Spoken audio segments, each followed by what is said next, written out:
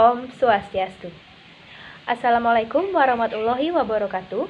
Shalom, namo buddhaya, salam kebajikan untuk kita semua. Halo semuanya, perkenalkan saya Nika Deri Sitawati dengan NIM P012124121027 dari Prodi Diploma 3 Jurusan Kebidanan. Hari ini saya akan memaparkan materi mengenai konsep dasar perilaku serta perubahan perilaku. Langsung saja ke materi. Baik, sebelum kita lanjut ke materi, saya ingin bertanya, apa sih itu perilaku? Nah, jadi jika dilihat dari segi biologis, perilaku adalah suatu kegiatan atau aktivitas kegiatan organisme atau makhluk hidup yang saling bersangkutan.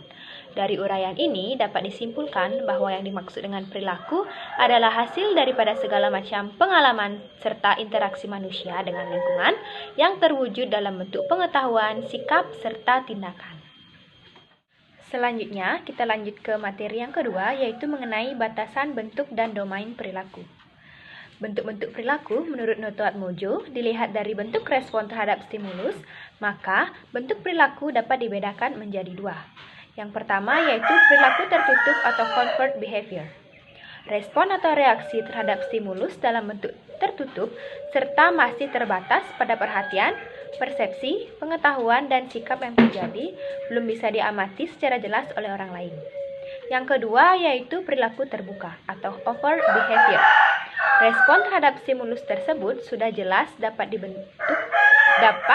bentuk berupa tindakan atau praktis yang mudah dapat dilihat dan diamati oleh orang lain. Kita lanjut ke materi yang selanjutnya yaitu mengenai domain perilaku. Perilaku dibagi menjadi 3 domain, yaitu pengetahuan, sikap, serta praktek.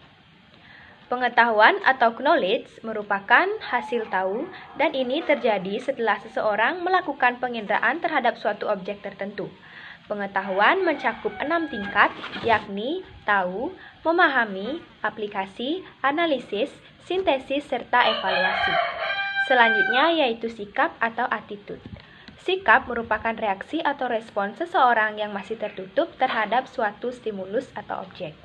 Yang ketiga yaitu praktek atau tindakan, terdiri dari berbagai tingkat, persepsi, respon, terpimpin, mekanisme, serta adaptasi.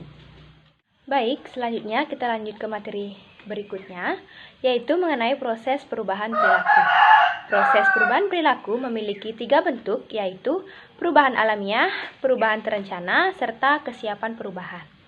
Perubahan alamiah merupakan perubahan yang terjadi secara alamiah dalam diri manusia itu sendiri. Contohnya seperti perubahan fisik pada diri manusia. Yang kedua yaitu perubahan terencana.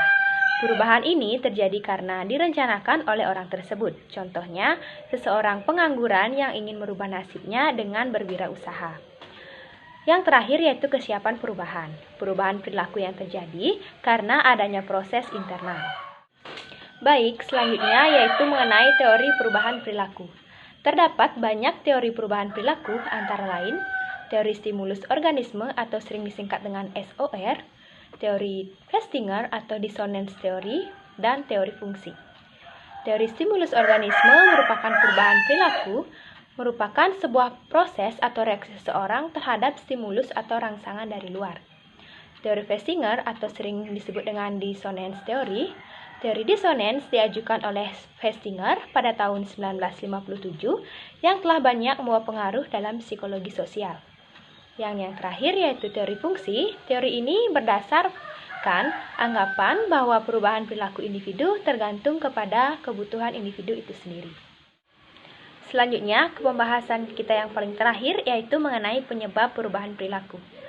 Menurut Grant, faktor perilaku dibentuk oleh 3 penyebab utama, yaitu pertama, faktor predisposisi, yang kedua, faktor pemungkin atau enabling factor, yang ketiga, faktor pendorong atau penguat atau reinforming factor.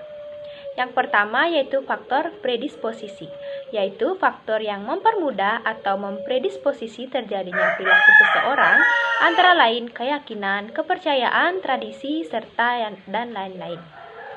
Yang kedua yaitu faktor pemungkin atau enabling factor, yaitu faktor yang memfasilitasi perilaku atau tindakan antara lain umur, status, ekonomi, serta lain sebagainya. Dan yang ketiga yaitu faktor pendorong atau penguat atau sering disebut dengan reinforming factor, yaitu faktor yang mendorong atau memperkuat terjadinya perilaku. Misal, contoh dari para tokoh masyarakat yang ingin menjadi panutan. Baik, hanya sekian materi yang dapat saya paparkan pada kesempatan kali ini. Mohon maaf jika terdapat perkataan serta perbuatan yang kurang berkenan. Saya, Nika Daeri Sitawati, pamit undur diri. Sampai jumpa di video selanjutnya. Om Santi Santi Santi Om.